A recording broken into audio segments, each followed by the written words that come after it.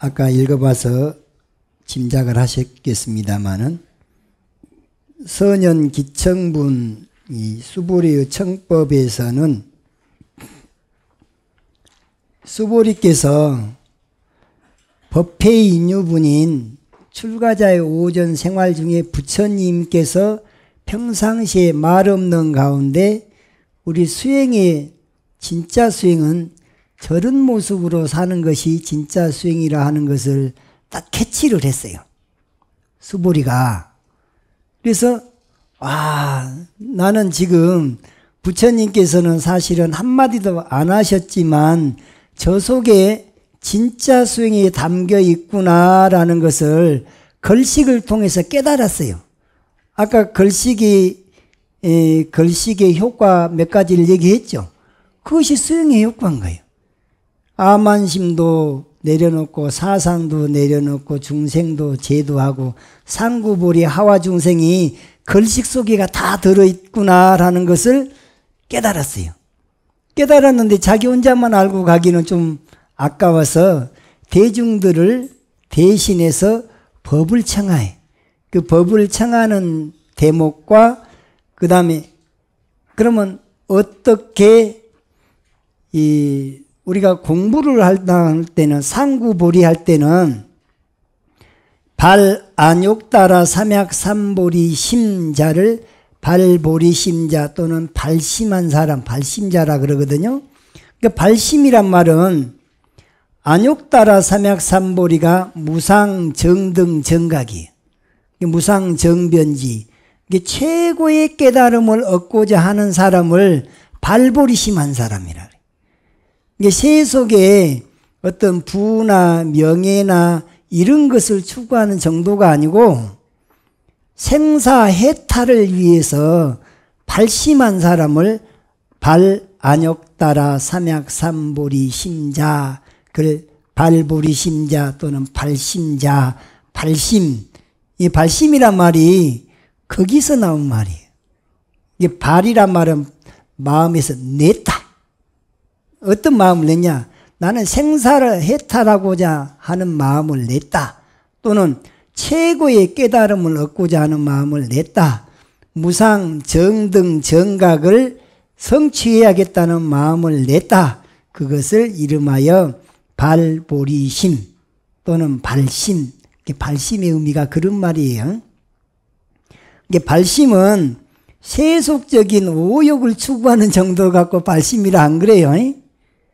생사해탈이 적어도 생사해탈하는 상구보리 하화 중생의 마음을 낸 사람, 대승보살이 그 원을 세운 사람을 비로소 발심한 사람이라 이렇게 말할 수가 있는 거죠. 그런데 그렇게 발심한 사람이 어디다 뜻을 둬야 될 것인가? 운하응주.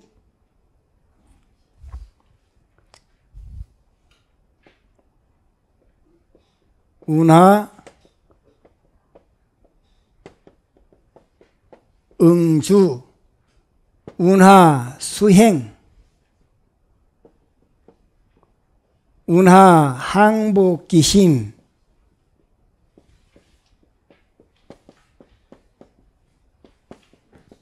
이 세 가지 질문을 해요. 발심을 했으면 뜻을 어디다가 둘 것입니까? 이 질문을 하고 이게 뭐 달라고 수행을 해야 그 말이 운하응주예요. 왜 수행을 해야 돼요? 그러면 수행하는 목표가 있잖아요. 목표를 어디다 둬야 됩니까? 그 목표를 성취하려면 어떻게 수행을 해야 됩니까? 수행하는 데 있어서는 다 마음 공부인데 그 마음은 어떻게 항복받을 것입니까? 이놈 마음이 말이죠. 보면 본 대로 쫓아나가고 들으면 들은 대로 쫓아나가고 냄새의 경계, 맛의 경계, 촉감의 경계, 이 생각, 저 생각, 경계마다 막 쫓아다니면서 시야, 비야, 분별, 시비에서 못 벗어나잖아요. 그 원인이 무엇인가를 알고 나서 그 원인을 항복받아버려야 될 거 아닌가. 이 세 가지 질문을 했어요. 그렇게 딱 질문을 할 때 부처님께서 우마따따 내 새끼야 하고 딱 그냥 정말 질문 잘했다 하고 찬탄을 해줍니다. 그것을 뭐라냐? 사뚜.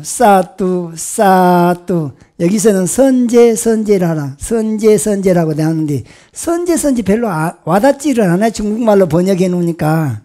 우리말로 번역을 하면 좋았어, 참 좋았어, 아주 좋았어. 좋았어가 아니라 좋아를 합시다. 좋아, 참 좋아, 아주 좋아. 그 말이 사뚜 세 번을 하더라니까요. 나 이거 도대체 선제라가 와닿지를 않았는데 한 번 가서 보고 딱 알아버렸더라고요. 미얀마 가가지고 새벽 예불을 같이 해보고 예불 끝에 자기네들끼리 이제 우리는 돌아서 성불하십시오 이러잖아요. 근데 거기는 딱 세 마디를 해요. 사뚜. 자, 시작. 사뚜. 그러고 끝내더라고요. 그러면 그 말을 우리식으로 바꾸면 어떻게 된다고요? 좋아, 참 좋아, 아주 좋아. 우리가 좋은 일 해놓고 나서 서로 찬탄하는 거예요. 부처님도 제자가 훌륭한 일을 하면 그걸 인정해 주는 거죠. 난 그건 우리 할머니 흉내낸 게 딱 좋더라고. 우머떴던 내 새끼야. 그렇게 찬탄을 해준단 말이지. 잘한 건 잘한다고 해줘야지. 아주 그냥 칭찬은 고래도 춤추게 한다고 아주 신심이 더 날 거 아닙니까? 그런 거예요. 그러면 운하응주, 운하수행, 운하항복기심 이 세 가지 질문을 하는 대목이 바로 수보리의 정법 선연기청분에 나온 내용이다. 한번 이제 살펴보겠습니다. 그때 장로이신 수보리가 대중 가운데서 일어나 오른 어깨가 드러나도록 가사를 수하고 그 오른 어깨가 드러나도록 가사를 수한단 말을 편단우견이라 그래요. 편단우견. 오른 무릎을 땅에 대고 합장하며 부처님께 사례었다. 제가 이것을 시범을 보여드릴게요. 저 왼쪽 어깨는 가사로 덮여 있죠? 오른쪽 어깨는 가사로 안 덮여 있죠? 이렇게 가사를 수한 것을 편단우견이라 그래요. 시장로 수보리 제대중 중 대중 가운데서 즉 종작에 이렇게 뿔뚝 일어나더니 편단우견 하시고 원래는 통경가사로 있다가 강의 들 때는 사실은 오른쪽 어깨를 드러내요. 왜 그러냐? 나 아무 감춘 것도 없습니다. 무기 같은 거 해야 할 생각이 없습니다. 하는 걸 표현한 거예요. 이게. 그렇게 해서 편단우견 웃을 찾기 할 때는 왼발을 한 걸음 앞으로 내야 돼요. 편단우견하고 양쪽 무릎을 구부려. 그런데 이 왼 무릎은 세우고 오른 무릎은 땅바닥에다 완전 구불쳐서 발뒤꿈치를 엉덩이로 받쳐요. 엉덩이는 오른쪽 발뒤꿈치에 위에다 갖다 놓고 합장하고 이러고 나서 희유세존 아주 희유하십니다. 세존이시여. 이 부처님께서는 선남자 선여인을 잘 이끌고 잘 부척해 주십니다. 아주 너무너무 훌륭하게 제자들을 잘 이끌어 주십니다. 이렇게 해놓고 나서 그런데 제가 왜 그런 말을 하게 됐냐면은 걸식을 통해서 공부를 다 해 마치는 방법을 부처님께서 몸소 말 없는 가운데 보여주셨기 때문에 이런 말씀을 드립니다. 그런데 나는 이미 알았지만 아직 이 법을 모르는 사람을 위해서는 그 사람들이 발안욕따라 삼약삼보리의 마음을 냈다면, 발심을 했다면 그 발심할 때 뜻은 어디다 둬야 하며 수행은 어떻게 해야 되며 또 수행하는데 걸리적거리는 이 마음이 자꾸 분별 시비하면서 쫓아가면서 상대는 이 마음을 어떻게 조복을 받아야 됩니까? 하고 질문을 한 거죠. 그 질문을 하니까 정말 진짜 내 마음을 너무나 잘 이해를 했구나. 그러고서는 선제라 그랬잖아요. 사뚜 진짜로 그대가 나한테 지금 말한 것처럼 발심한 사람은 이와 같이 뜻을 둬야 되며 이와 같이 수행을 해야 되며 이와 같이 그 마음을 항복받아야 하느니라 해놓고 그 이와 같이에 해당되는 내용은 제3대승정종분에 이 보살은 상을 내면 안 된다. 그 대목에 가서 답이 나옵니다. 그러니까 이 선현기청분 제2인 수보리 청법 대목에서는 법을 청하는 것까지만 해요. 그래서 이제 그 중에 그때 장로이신 수보리가 대중 가운데서 일어나 오른쪽 어깨가 드러나도록 가사를 수하고 오른쪽 무릎을 땅에 대고 합장하며 부처님께 사례었다. 이것이 법을 청하는 위의예요. 법을 청하는데도 이 몸가짐, 마음가짐을 예를 갖춰야 된단 말이에요. 법을 청할 때 예법은 어떤 거냐? 우슬착지 합장 공경을 하면서 법을 청하는 거죠. 그냥 선체로 그냥 부처님 앉아 계신데 서가지고 부처님 내가 지금 이런 질문이 있는데요 해가지고 이런 게 아니라 최소한 이 편단우견을 하고 우슬착지하고 합장 공경을 예를 표한 다음에 질문을 하는 거예요. 이것이 이 절집의 법이 그렁저렁한 법이 아니고 이 법도를 잘 지킬 때 이 법이 오랫동안 많은 사람들한테 사랑을 받고 각광을 받고 많은 사람들이 따르려고 하기 때문에 위의를 갖춰라 그러는 겁니다. 저도 사실은 지금 날씨도 따뜻한데 가사 벗어버리고 그냥 편하게 강의하면은 덜 덥겠잖아요. 그런데도 왜 이 한사코 이렇게 가사를 수하고 강의를 한 게 맞냐? 위의를 갖춰야 되니까. 그래서 어떤 사람은 편의상 그냥 가사는 벗어버리고 장삼만 입은 채로 강의한 분들도 더러 불교 TV 보면 나오긴 한데 이왕이면은 위의를 갖추는 것이 법이 서는 데 있어서 훨씬 더 유리합니다. 그래서 여기서도 그런 모습을 표현하고 있고 여기서 장로이신 수보리가 그랬는데 장로 수보리 했잖아요. 장로라고 하는 것이 조건이 있어요. 첫째, 덕이 높아야 돼요. 장로의 조건, 덕이 높아야 한다. 덕고. 그 다음에 두 번째는 도가 높아야 돼요. 그 다음에는 지계청정, 계율이 청정해야 돼요. 그 다음에는 연장자, 나이가 많아야 돼. 교회에서도 장로가 있죠. 우리가 지금 대만이나 중국 불교에서는 지금도 장로라는 말을 써요. 근데 우리는 지금 우리나라에서는 기독교가 득세를 하다 보니까 장로 표현을 어디다 뺏겨버렸어요? 기독교한테 다 뺏겨버렸어요. 기독교도 장로는 그저 주는 게 아닌갑더라고. 뭐 집사 위에가 장로죠. 근데 젊은 장로도 있죠. 젊은 사람도 장로가 있더라고 거기는. 그럼 우리하고 좀 다른 게 거기는 교회 열심히 다니고 헌금 많이 하고 그런 사람들이 이제 주로 장로가 되는데 우리는 딱 조건이 이렇게 네 가지입니다. 덕이 높아야 돼요. 자비심도 높아야 되겠죠. 덕이 높고 많은 사람들한테 베풀다 보면 덕이 높아진 사람 돼요. 그 다음에 도가 높아야 돼요. 도가. 아니 정견이 뭔지도 모르는 사람한테 장로를 하면 되겠어요? 그 다음에 계율이 청정해야 돼. 거기다가 나이가 좀 지긋해야지 이 장로란 말이 어울리지. 이 네 가지 조건을 갖춘 분이 누구냐? 수보리.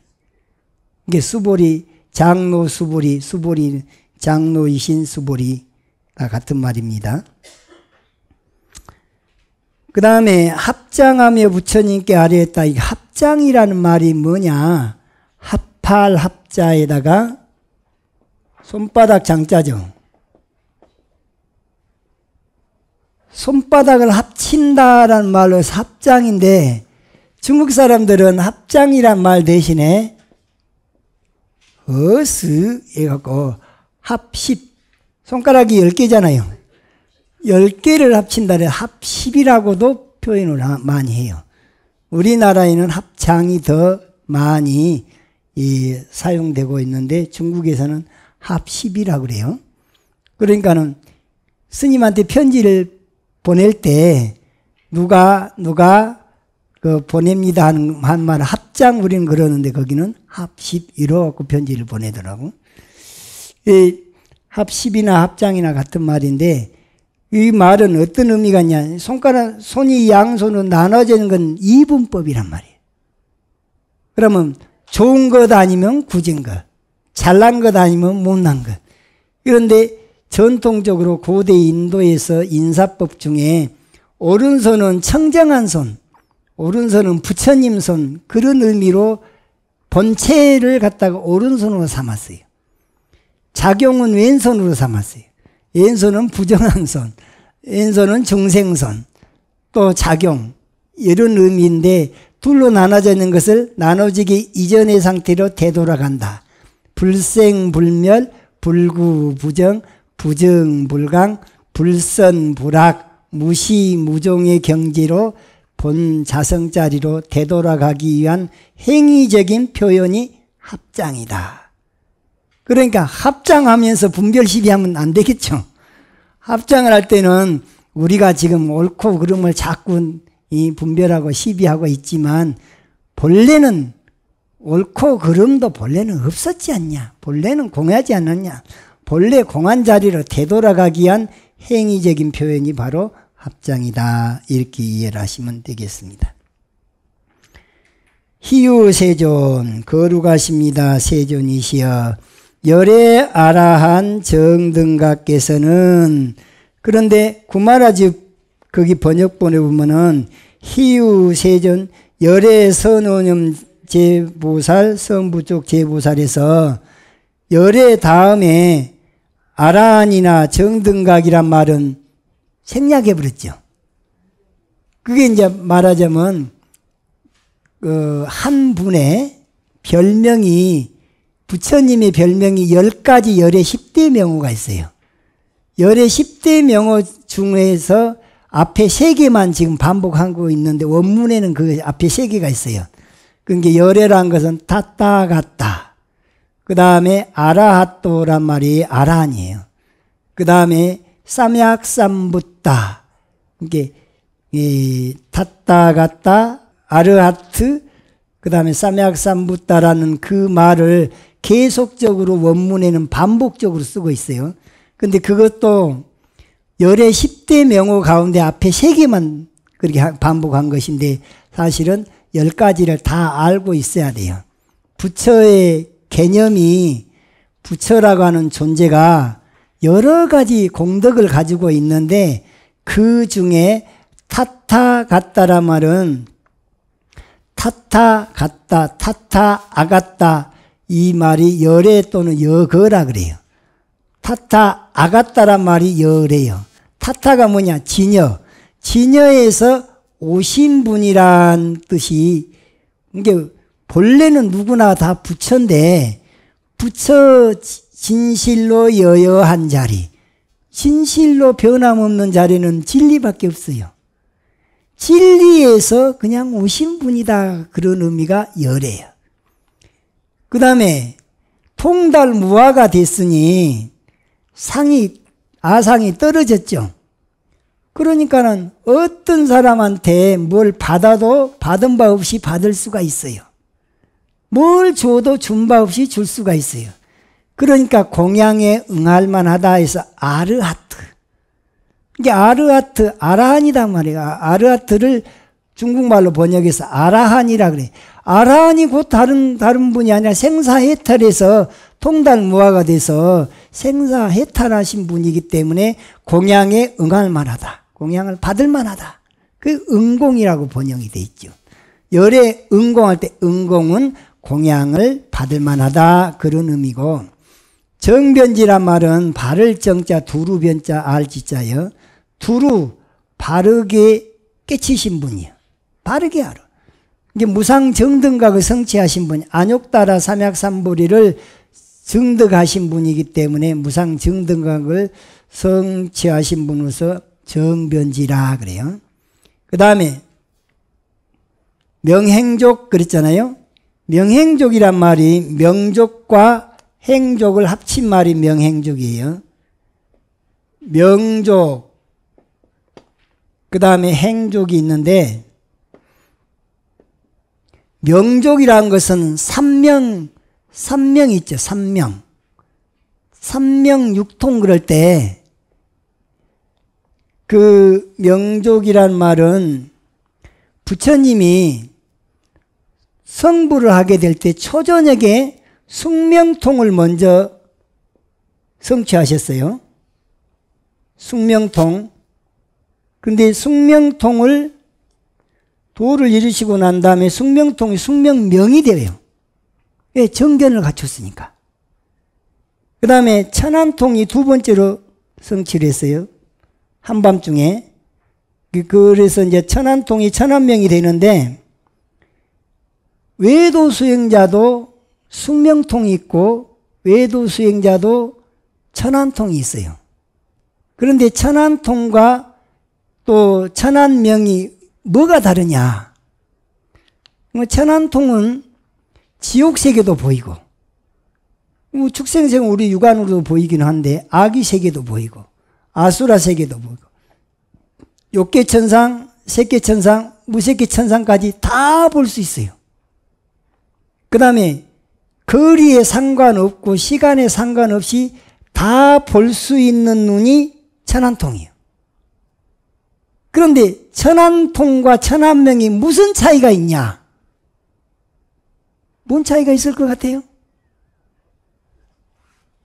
밝을 명자니까 밝으면 밝음이야. 어떤 것이 밝음이냐 그 말이에요. 자, 보세요. 지옥을 봤어요. 외도나 정도나 지옥세계를 천안통을 가지면 다 봐. 그런데 정도가 바라보는 지옥은 지옥도 인과의 존재라는 걸 알아. 지옥도 무상하다는 것을 알고 봐. 지옥도 본래 공하다는 것을 알고 봐요. 지옥도 본래 무하라는 것을 알고 봐요. 그러니까 지옥에 집착을 해야 안 해요? 안 하죠. 그런데 외도는 겉모습만 보는 거죠.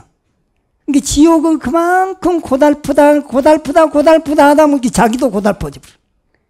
고달픔에서 헤어나질 못해요. 그 다음에 좋은 것을 다 볼 수 있어요. 천상도 봐요. 천상을 다 보는데 정도는 그 천상세계도 인과의 존재요, 무상의 존재요, 무아의 존재요, 공의 존재요. 그것도 바로 보면 부처 눈에는 부처님 세계로 볼 수 있는 안목을 갖추고 보니까 천안명이 되는 거예요. 그런데 껍데기만 보고 그놈 갖고 희야비야하면 천안통은 됐으되 천안명은 못 되는 거죠. 그 다음에 숙명명이란 것은 과거 전생사를 본다는 의미예요. 전생에 네가 어느 나라에 태어났고 아무개로 태어났고 자식은 누구가 있고 남편은 누가 있고 네 마누라는 누가 있고 아버지는 누구 네 친구들은 누가 있고 그럼 네가 어떤 계급을 가지고 살았고 어떤 일을 하다가 다시 태어나서 사람이 됐고 이걸 전생을 다 봐요. 외도도 볼 수 있고 정도도 그렇게 봐. 근데 외도와 정도의 차이는 뭐냐? 전생사, 그 전생, 백급, 백천급을 다 봐더라도 상으로만 보면 천한통은 됐어도 천한명은 안 돼. 그래서 천한명이 되면 어떻게 되냐? 천한명은 정견을 가지고 전생사를 보는 것이 숙명명이 된단 말이죠. 그러니까 정견 없이 공부한 사람들은 암만 자기가 신통방통해도 상을 벗어나기가 어려운 거죠. 그래서 명자가 따라붙기가 어려워요. 이 숙명통은 있고 천한통은 있어도 정견이 없으면 숙명명이나 천한명이 되기가 어려운 거죠. 거기다가 이제 누진명이라고 하는 것이 있어요. 누진. 셀 누자. 우리가 물이 새는 것을 뭐라 그래요? 누수라 그러잖아요. 그 새는 것은 우리가 84,000 번뇌를 누라고 그래요. 마음이 자꾸 새 나가는 거예요. 보는 대로 쫓아나가는 게 새. 누진명이라 해서 이 명자가 3번이 나와요. 이 3가지 삼명을 구족했다 그래서 명족이라 그래요. 부처님은 이 삼명을 구족하신 거예요. 더 중에 이 신통보다도 이미 신통은 포함되어 버리고 행족이라 행은 실천한단 말이잖아요. 뭘 실천하겠어요?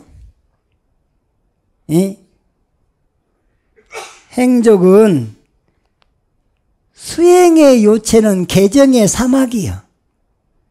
계율과 선정과 지혜, 개정의 사막을 구족하셨다. 그것이 바로 행족이라 그래요.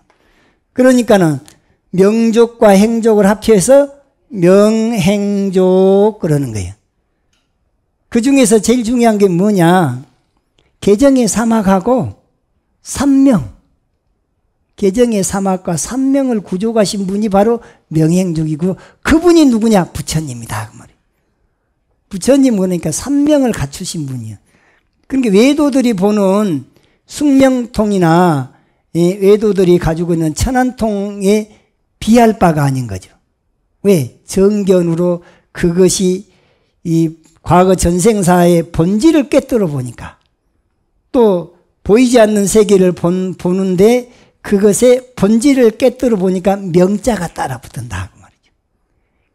그래서 84,000 번뇌가 다 해버렸어요.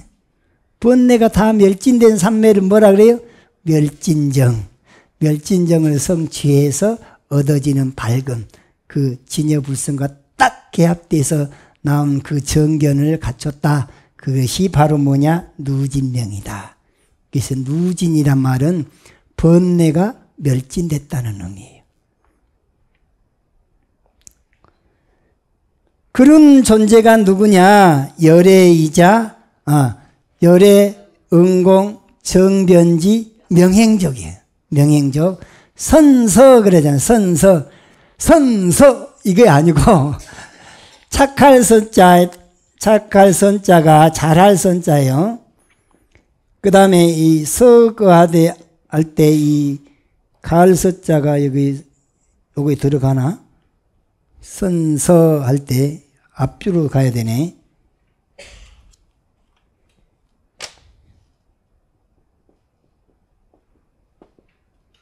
선서란 말은 숫가 같다라는 말인데 숫가란 말은 행복하다는 말이에요. 행복한 세계로 가신 분, 행복한 사람, 잘 가신 분. 기독교 천주교에서 신부님이 유명한 신부님이 돌아가시면 뭐 했다 하냐면은 선종했다 그래요. 이 끝종자를 써요. 거기는 잘 끝냈다. 그 선종인데 우리 불교에서는 선서. 대통령이 돌아가시면 서거했다 그러죠. 가셔버렸다고 말이에요. 이 서거. 갈서자 갈거자요.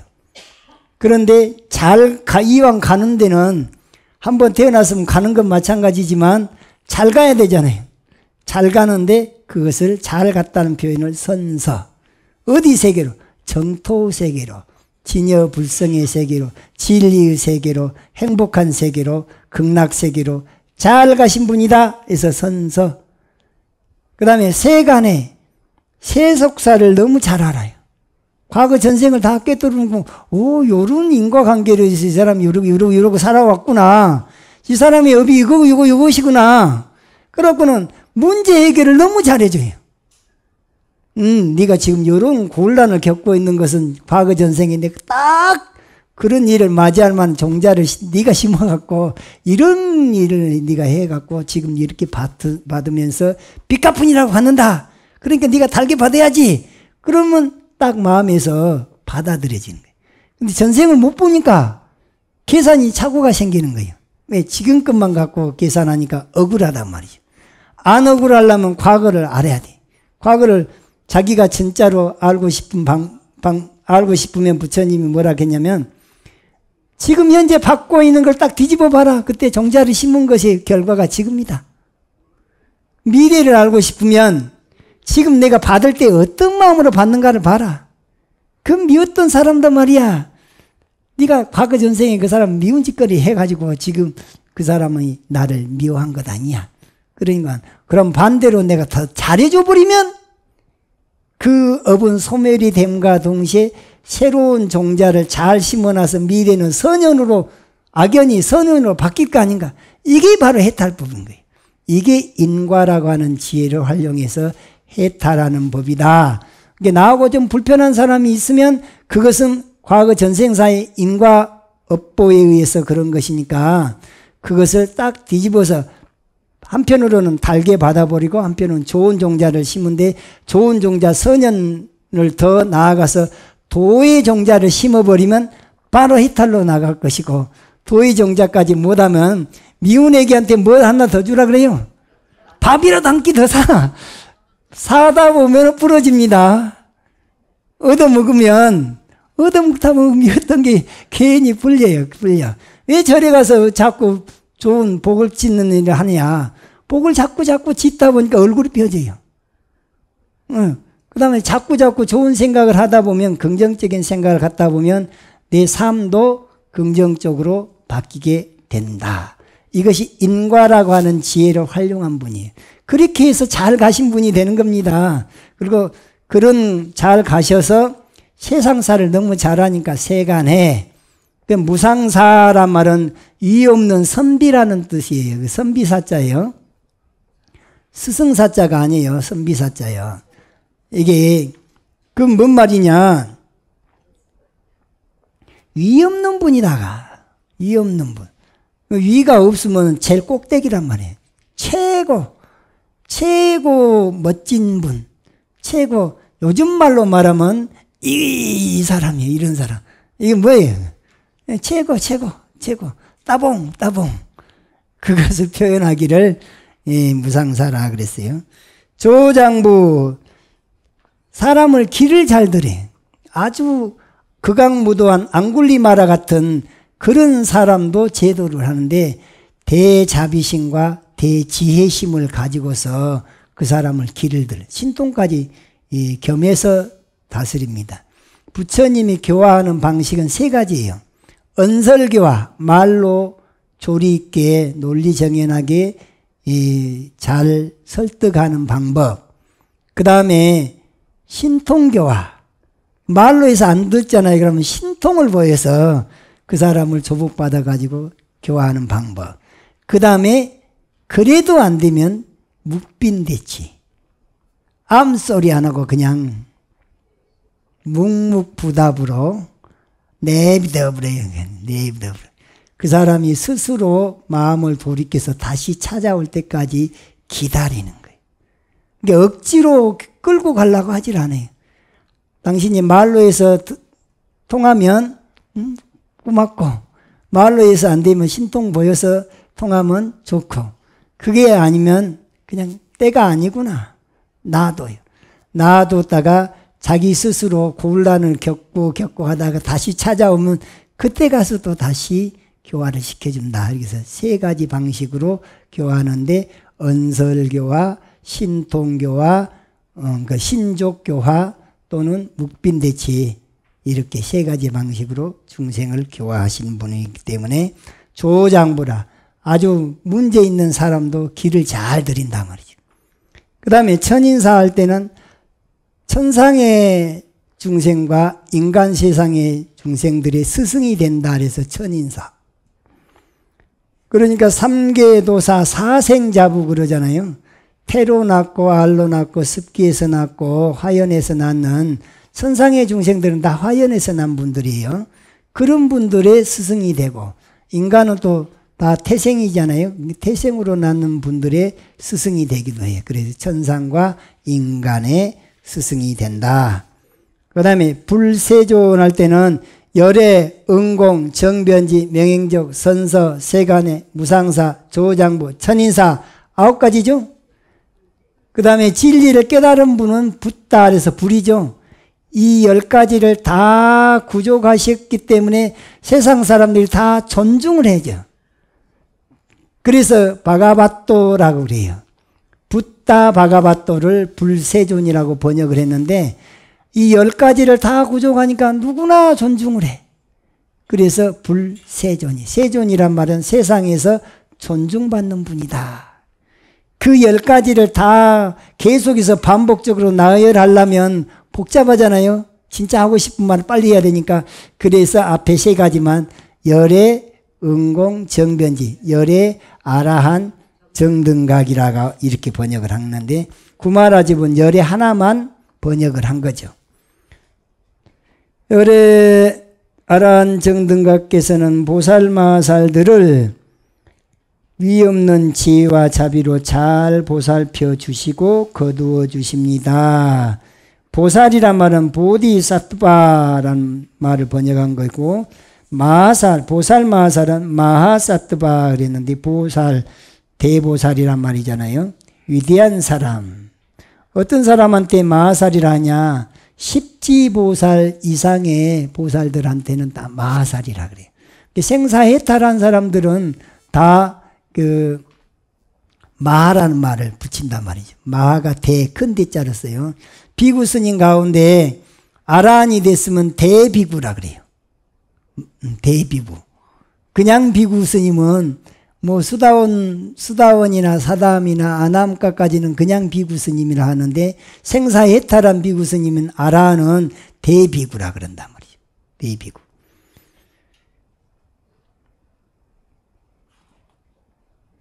열애 아라한 정등각께서는 보살마살들에게 위없는 지혜를 부여하여 보살도가 끊임없이 행해지도록 잘 당부하고 계십니다. 이걸 누가 간파를 했어요? 수보리가 간파를 했어요. 부처님은 사실은 말로는 이런 말씀을 안 하셨는데 행동으로 보여준 것을 수보리가 간파를 하고는 부처님한테 아이 부처님 참 따봉해요. 부처님은 이렇게 우리들한테 잘 공부로 잘 바른 길로 이끌어 주시고 공부는 이렇게 해야 된다는 것을 몸소 보여주시니 너무나 훌륭하십니다. 부처님. 그 말을 지금 하고 있는 거예요. 지금. 세존이시여 선남자 선여인이 선남자 선여인이란 말은 뭐냐면 발볼이 심한 보살들이 다 선남자 선여인이에요. 발 안욕 따라 삼약삼보리의 마음을 낸 모든 사람은 생사해탈하고자 하는 마음을 낸 모든 사람 가운데 남자들은 선남자, 여자들은 선여인. 우리 지난번에 반야신경 배울 때 선남자여라는 말이 있었어요. 누구를 보고 선남자여 그랬냐면 관세음보살 보고 선남자여 그랬거든. 이게 관세음보살 같은 존재도 선남자가 되는 거예요. 선남자. 근데 발심한 사람은 누구나 선남자, 선여인이 됩니다. 세존이시여 선남자, 선여인이 위 없이 바르고 원만한 깨달음의 마음을 냈다면 발 안욕 따라 삼약삼불의 심했다면 마땅히 어떻게 뜻을 세워야 하며 응운하주, 운하응주 그러죠. 어떻게 수행해야 하며 운하수행, 어떻게 그 마음을 다스려야 합니까? 운하항복기심, 질문이 몇 가지예요? 세 가지. 첫 번째 질문이 뭐예요? 뜻을 세우기를 어디다 뜻을 세워야 됩니까? 두 번째는 뜻을 관철하려면 수행은 어떻게 해야 됩니까? 수행할 때는 또 어떻게 그 마음을 항복받아야 됩니까? 이 세 가지 질문을 했죠. 그러니까 부처님이 딱 인가를 내려줘요. 그래, 맞아. 그대가 잘 봤어. 부처님이 인정해 주는 것이 인가예요. 인가라고 하는 것이 별것 아니에요. 부처님 마음과 당신 마음이 딱 하나가 되면서 부처님이 맞아, 그래. 이것이 인가인 거예요. 인가라고 하는 것이 법의 이치와 딱 맞아 떨어지면 인가가 되는 거죠. 부처님께서 수보리에게 말씀하셨다. 훌륭하도다 선제라. 아까 이걸 뭐라고 우리 했죠? 아니, 사투를 우리말로 좋아, 참 좋아. 아니, 아주 좋아는 빨리 하면 안 돼요. 아주 좋아. 그렇게. 훌륭하도다 수보리여. 그대가 말한 바와 같이 열애, 아란, 정등각은 보살마살들을 위없는 지혜와 자비로 잘 보살펴주고 거두어주며 이렇게 긴 표현을 선호념 그려버렸어요. 착할 선자, 보호할 호자, 생각념자에서 세 글자로 선호념이 뜻이 뭐냐? 지혜와 자비로 잘 보살펴주고 거두어준다. 이 말을 중국말로 선호념 그런 게 와닿지 않잖아요. 그런데 지혜와 자비로 잘 보살펴주고 거두어준다. 이렇게 해석을 해놓으니까 부처님은 이렇게 훌륭한 분이구나 하고 딱 와닿잖아요. 그 다음에 이 없는 지혜를 부여하여 보살도가 끊임없이 행해지도록 잘 당부하느니라. 이것이 선부촉이란 말이에요. 부촉. 법이 끊임없이 다음 세대로 이어지도록 부탁의 말씀을 해주는 거 부촉이다 그래요. 그러니까 이 부촉 그러면은 우리가 잘 표현하지 쓰지 않는 용어예요.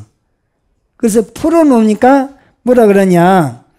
이 없는 지혜를 부여하여 보살도가 끊임없이 행해지도록 잘 당부하느니라. 누가 그렇게 한다고요? 부처님이 그렇게 하신다.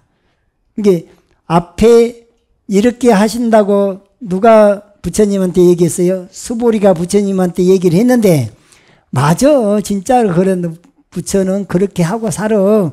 그러니까 수보리 말에 대해서 긍정을 해줬죠. 사투 하면서 긍정한 이 멘트가 바로 인가를 내려준 거예요. 근데 참 잘했다 그 말이 참 잘했다.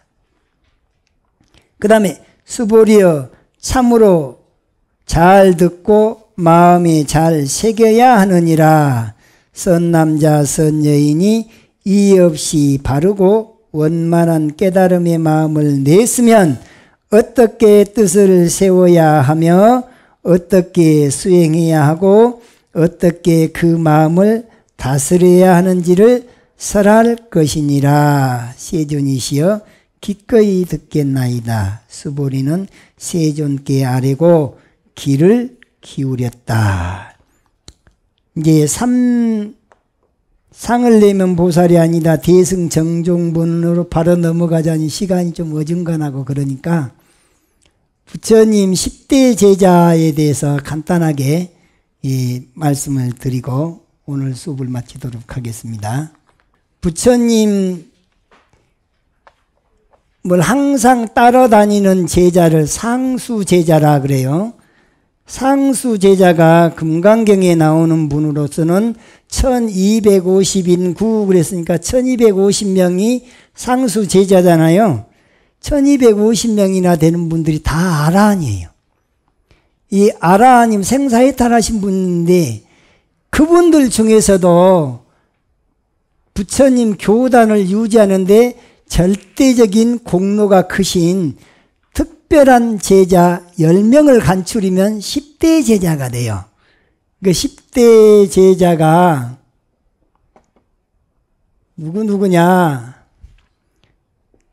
지신두천 해설 논지밀다. 내가 10명을 순서대로 외우려니까 앞에만 글자만 했어요. 지혜제일, 사리불, 신통제일, 목걸련, 두타제일, 마하가섭, 가섭존자, 그 다음에 천안제일, 아나율, 그 다음에 해공제일은 금강경 청법자 수보리, 설법제일은 부르나존자, 논의제일은 가전년, 지계제일, 이거 지자입니다. 리자가 아니고, 지계제일 우바리존자. 여기 부교재에 다 나와 있어요. 그 다음에 밀행제일 부처님 아들 누굴까요? 라훌라. 그 다음에 다문제일은 아난존자죠. 왜 다문제일인 아난다를 제일 마지막으로 넣었을까요? 맞아요. 부처님이 도통한 날 태어났으니까 부처님하고도 35살 차이가 나잖아요. 그러니까 밀행제일 라울라는 부처님이 출가하기 직전에 태어났어요. 그러니까 부처님이 29에 출가를 했으니까 아마 부처님하고는 29살 정도나 차이가 날란지 그러잖아요. 그런데 35에 도통을 했으니까 그러면 라울라하고 아난다하고 몇 살 차이 정도 나겠어요? 한 6살 차이 나는 거예요. 그런데 아난다는 부처님 사촌 동생이야. 사촌 동생인데 라울라가 아난존자가 당숙이 되는 거예요. 당숙. 라울라하고 아난존자, 라울라의 당숙이 누구냐? 아난다. 그런데 아난존자의 형님이 누구냐? 제바달다요. 그 제바달다하고 아무튼 관계가 좀 묘합니다. 자, 지혜제일 사리불하고 목걸련은 원래 육사외도 중에 하나인 산자야의 제자였어요.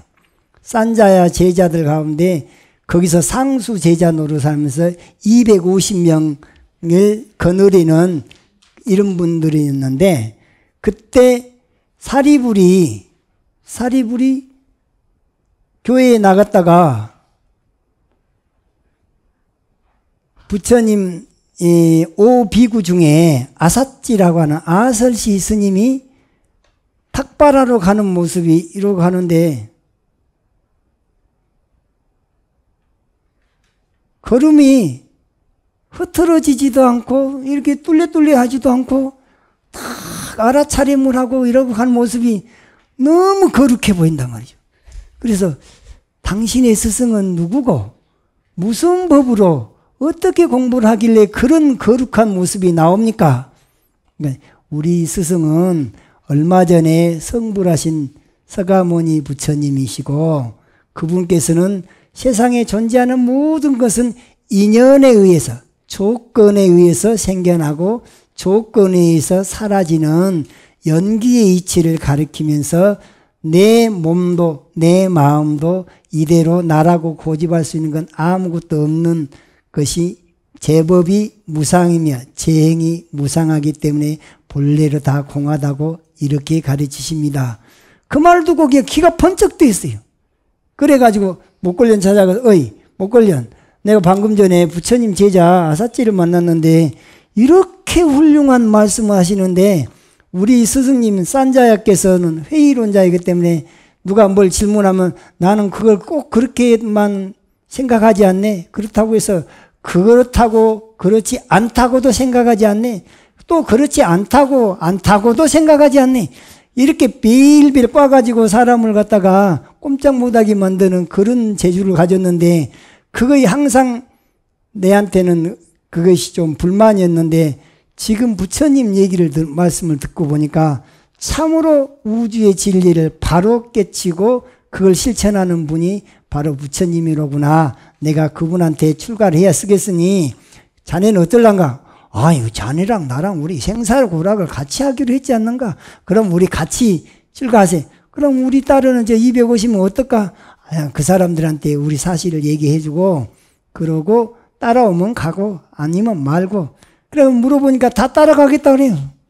그러자 250명이 한꺼번에 그냥 제자가 부처님 제자로 돌변해버리고 나니까 산자야가 그냥 기가 막혀갖고 뇌졸중이 왔어요. 그래가지고 돌아가셨어요. 그렇게 해서 지혜제일 사리불과 신통제일 목걸려는 같이 부처님 제자가 됐고 돌아가실 때도 같은 날 돌아가셨어요. 목걸련 존자가 너무 신통을 잘 부리니까 다른 외도들이 제일 두려운 분이 부처님하고 목걸련이었어요. 이 목걸련을 갖다가 기왓장을 갖다가 돌팔매질을 하잖아요. 그러면 나비로 변해갖고 싹 날아가. 암만 해꾸질을 하려고 해도 안 통해. 그래서 뭐 화살을 갖다가 이렇게 활로 쏴서 죽이려고 활이 오다가 핑 반대 방향으로 싼 사람한테로 가서 꽂혀버리고. 그래서 제일 두려운 분이 목걸련이었는데 제자가 많아요. 제자가 많다 보니까 이제 소문이 나기를 불교는 신통을 추구하는 종교다라는 말이 부처님 귀에 들어요. 그래서 아니 불교는 진리를 깨달아서 영원한 생사해탈을 추구하는 그런 가르침이지 무슨 신통을 추구한 것이냐. 그래갖고 목걸련 보고 앞으로는 신통 부리지 말아라. 네 부처님. 그럼 이제 목걸련이 이제 신통을 안 부리려고 마음을 먹으니까 누가 돌팔매기를 했네. 진짜 맞아버려요. 근데 그동안 복수 못했던 사람들이 복수 혈전이 벌어져가지고 동네방네 소문에서 목걸린 신통령 사라졌다 해갖고는 막 돌멩이로 막 쳐가지고 돌무더기 속에서 죽었어요. 그 소식을 듣던 사리불이 가가지고 아이고 나랑 같이 동생 동사하기로 했지 않는가. 그래갖고는 부처님이 열반되기 한 며칠 전에 두 사람이 같이 먼저 갔습니다. 이게 이 두 사람이 사리불 목걸련이 처음에는 부처님의 왼팔 오른팔 역할하는 상수 제자가 됐다가 두 사람이 한 번에 가불고 나니까 그 다음번에 상수 제자가 가섭존자하고 안한다. 가섭하고 안한다. 다문제일 안한하고 두타제일 가섭존자가 상수 제자가 나중에 됐죠. 사실은 저분들은 한 일주일밖에 상수 제자 못했어요. 그 다음에 이제 가섭존자는 부처님의 정법안장을 전해 받으신 분으로서 선종의 조사불교 있잖아요. 조사로서는 제1조가 가섭존자예요. 제2조는 누구냐? 가섭이 안한한테 전했기 때문에 안한다가 선종에서는 2조가 됩니다. 상나화수존자가 3조가 되고 27대가 바로 27대 바냐다라고 28대가 보리달마. 달마대사는 인도에서 정통조사로서 28번째예요. 그러다가 중국으로 와서 선정의 초조가 됐죠. 28대이기도 하면서 또 중국에 와서는 선종의 제1조가 됐죠. 중국에 와서 달마가 2조 해가 스님한테 법을 전했고 해가가 3조 승찬한테 3조 승찬이 4조 도신 5조는 홍인 6조가 해능인데 해능대에 와서 이제 아주 많은 천하를 제피할 정도로 선종이 활발하게 됐습니다. 그 다음에 천안제일 아나율은 부처님 사촌 동생이에요. 아나율은 자기가 출가를 안 하고 싶었는데 그냥 집에서 등 떠밀려 갖고 출가를 한 거예요. 그런지 아나율이 이제 신심이 없이 출가를 했기 때문에 부처님 법문을 들으면 막 졸아. 너무 졸다가 부처님한테 야단 맞았어요. 야단 맞으면서 아나율! 이 썩은 동태 눈깔 가지고 있는 놈아. 그래가지고 아주 그냥 야단을 치니까 이놈 눈 때문에 내가 아주 이렇게 야단을 맞다니 다시는 눈 안 감아버려야지. 눈 땡기를 해가지고 이러고 사니까 너 그러다가 눈병 난다. 그러던 말을 안 들어요. 그래갖고 눈뜬 당달봉사가 돼버렸어요. 그래서 이 눈은 실명을 했지만 여기서 개발되는 제3의 눈 천안통을 하게 돼서 사선정에 들어가지고 이분이 천안통을 해서 천안에 있어서는 제일이 됐어요. 천안제일이 됐고, 그 다음에 지금 금강경에 부처님하고 서로 문답을 주고받으면서 금강경이 나오게 한 주인공, 날적부터 공을 표현하면서 일주일 만에 다시 없어졌던 게 다시 다 돌아오는 진공묘유를 보이면서 이 세상에 오신 수보리 존자가 공에 있어서는 가장 이해를 잘한다 해서 해자가 요 지혜자가 아니라 이해할 해자를 써야 되는 해공제일이다. 그 다음에 설법제일 부르나 존자는 설법을 제일 잘한다 그래서 설법제일인데 부처님하고 한날 한시에 태어났어요. 연월 일시가 똑같아. 부처님하고 동갑인데다가 갑장 동월, 오늘이 지금 4월 초하루잖아요. 조금 있으면 부처님 탄신일, 부르나 존자도 탄신일이 되겠네요. 부르나 존자는 너무 법문을 잘하니까 수르나국에 가서 자기가 법을 펴겠다 그러니까 수르나국 거기 사람들 좀 부학스럽다던데, 그러니까 아이고 부학스러워도 저를 때리지 않는 것만 해도 고맙지요. 그러니까 만약에 때리면 어쩔 건데, 그러니까 때리면 나를 갖다가 죽여주지 않는 것만 해도 고맙게 생각하죠. 그래 만약에 죽이면 어떨 텐데. 어떤 사람들은 이 세상에 재미가 없어갖고 자살한 사람도 있는데 자살하는 그 수고로움도 덜어준 그것에 대해서 감사하게 생각하죠. 그러니까 부르나가 인욕을 성취했구나, 그 정도 마음이라면 가라. 그래서 수르나국을 가서 한철 동안에 500개 사찰을 세워버려.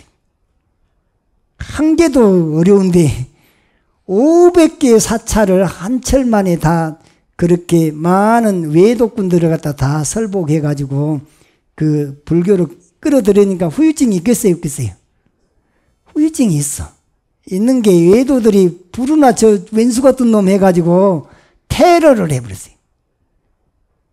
그러니까 한철 만에 너무 튀다 보니까, 너무 튀면 꼭 그거 시기하고 질투한 존재들이 생겨납니다. 그래서 적당히 잘해야지 너무 잘해도 곤란할 때가 있어요. 그래서 이 설법제일 부르나 존자는, 이분은 부처님하고 나이도 같고 생월 생시까지 다 똑같지만 이 법을 펴기든 엄청 다른 사람이 수십 배 이상의 그 법을 폈어도 요절하듯이 빨리 저걸 했죠. 돌아가셨죠. 그다음 논의제일이란 말은 이 논리적으로 설명을 잘하는 것을 논의제일이라 그래요.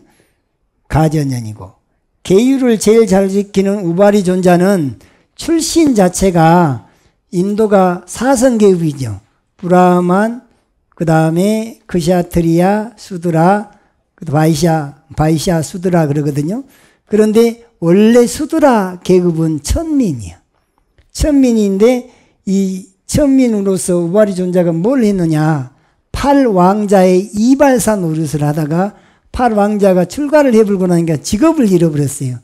그래갖고 아이고 내가 할 일도 없는데 나같이 천민도 부처님이 혹시라도 받아주실란가 하였고 정상적인 문으로 가지도 못하고 수채 있잖아요. 개구멍을 통해서 안 하는 존재를 통해 가지고 저 같은 사람도 출가할 수 있습니까?